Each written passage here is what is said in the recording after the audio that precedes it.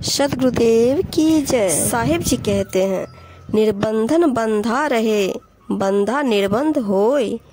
कर्म करे करता नहीं, दास कहावे सोय। कबीर जी कहते हैं, जो विरक्त साधु सन्यासियों का वेश तो ऊपर से धारण कर लेते हैं, परंतु मन वो इंद्रियों का भीतर से संयम नहीं कर पाते, विषयों का चिंतन करते रहते हैं, वे तो निर्बंध होकर भी बंधे हुए हैं।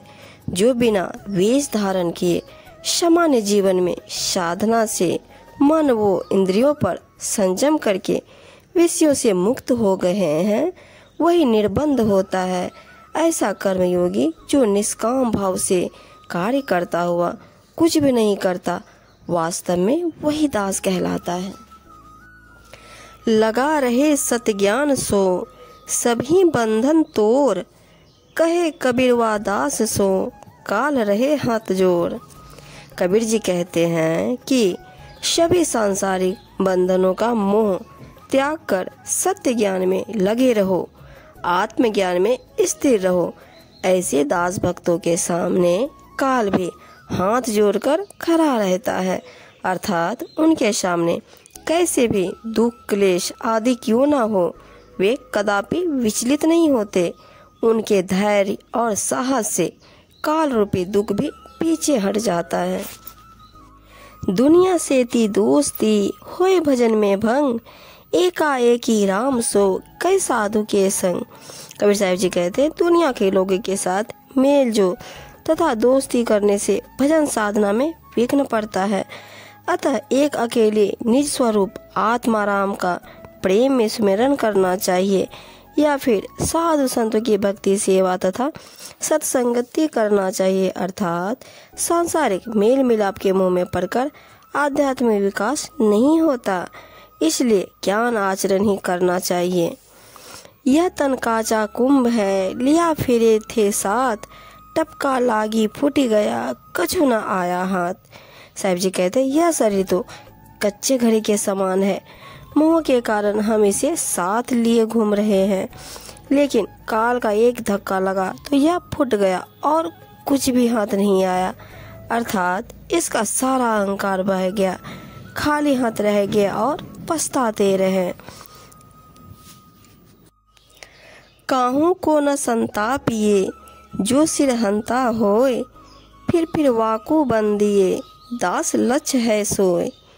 कहते हैं, जिनके सिर पर अपने वर्णाश्रम मत धर्म मान मर्यादा आदि का अहंकार सवार हो, उन्हें कुछ कहकर या किसी भी प्रकार से कष्ट न दे।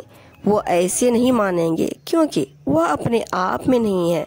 उनकी तो प्रशंसा करते हुए बार बार बंदगी करो, संभवतः वह कभी चेत जाए।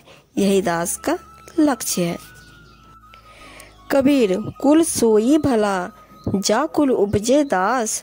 जा कुल दास न उपजे, सो कुल आँख फलाश। कबीर जी कहते हैं कि वही कुल उत्तम है जिस कुल में गुरु भक्त यानी दास उत्पन्न हो, परंतु जिस कुल में गुरु भक्त उत्पन्न नहीं होता, वह तो मदार और पलाश के पेड़ के समान है, अर्थात उस कुल परिवार का होना व्यर्थ है। गुरु समरथ सिर पर खड़े, कहा कमी तो ही दास। रिद्धि सिद्धि सेवा करे, मुक्ति न छाड़े पास। जब पूर्ण समर्थ सदगुरु तेरे सिर पर खड़े हैं, जो तेरी रक्षा कर रहे हैं, तो हे गुरु के दास सेवक, फिर तुझे क्या चिंता है? तुझे चिंता करने की आवश्यकता ही क्या है? तू गुरु के श्री चरणों से लगा रहे, रिद्धि सिद्धि सब तेरी सेवा करेंगे और मुक्ति तो तेरे पास ही होगी। दासा तन हृदय बसे, साधुन सो आधीन। कहे कबीर सो दास है, प्रेम भक्ति लवलीन। कबीर जी कहते हैं, जिनके हृदय में दास के गुण दीनता सेवा व प्रेम से परिपूर्ण होते हैं और जो साधु संतों के अधीन रहते हैं, उनकी आज्ञानुसार आचरण करते हैं, वही सचमुच दास है। वे सदा ही प्रेम भक्ति में डूबे रहते हैं। दास कहावन कठिन है, मैं दासन का दास। अब तो ऐसा होए रहूं, पांव तले की घास। दास कहलाना अत्यंत ही कठिन है।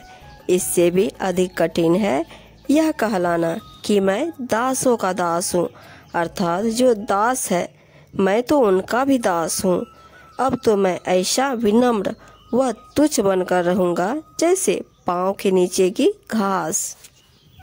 चेत सवेरे बावरे फिर पाछे पछताए, ताको जाना दूर है कहे कबीर समझाए।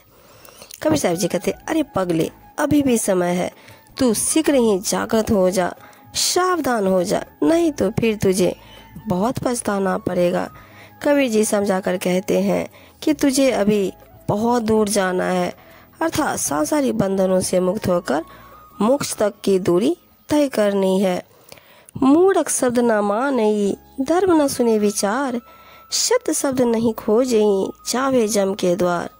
साहब जी कहते हैं, मूर्ख व्यक्ति शुभ सम्मति एवं सर्वहित वचनों को नहीं मानता। वह न तो धर्म के विचारों को सुनता है और न ही उनका मनन करता है।